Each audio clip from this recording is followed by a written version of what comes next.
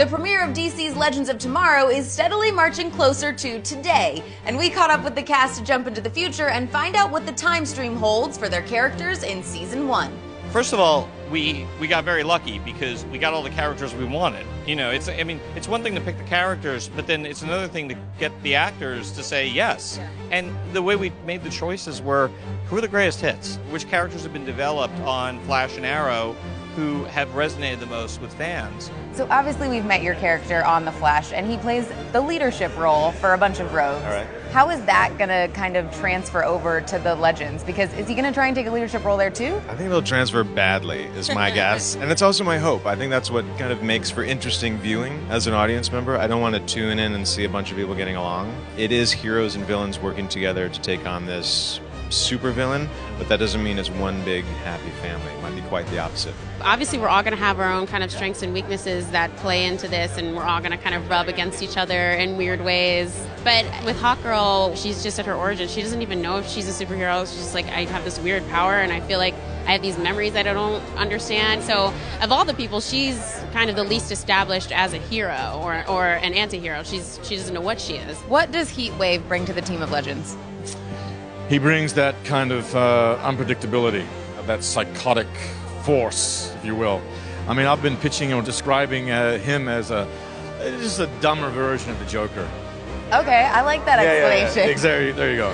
What is it about Ray that Rip Hunter sees and says, yes, he needs to be a part of the team? Because he's a genius, obviously. But I don't know. I mean, I think that Ray has a lot of cool capabilities. Not only does he have a cool suit that does awesome things, but he has a pretty good head on his shoulder and hopefully can help balance out all the other different personalities that are on the team. So how is that going to work with him having to team up with, they're all really anti-heroes, but like some superheroes and supervillains?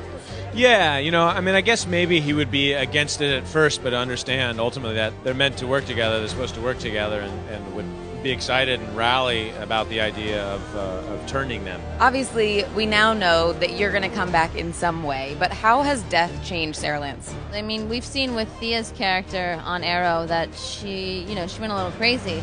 And for Sarah, she's been dead a long time. And I would imagine that crazy is amplified, especially considering she was already a little off.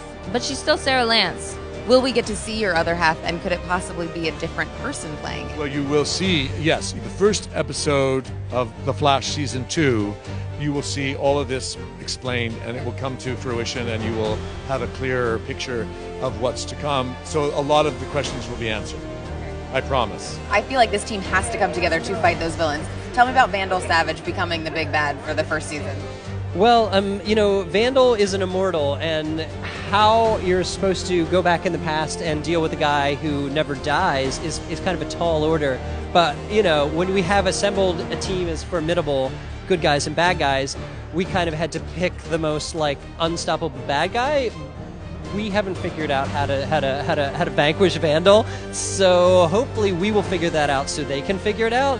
But in the early episodes, the more pressing danger is going to be how we can keep from killing each other, because we're sort of our own worst enemy. And just to see these people traveling through history and like, would you trust Leonard Snart going back into like the 70s? No. You can get your fill of the Arrowverse by reading the entire run of Arrow Season 2.5 right now on readdcentertainment.com. Make sure you guys click subscribe so you can keep up to date on all of your favorite DC TV shows.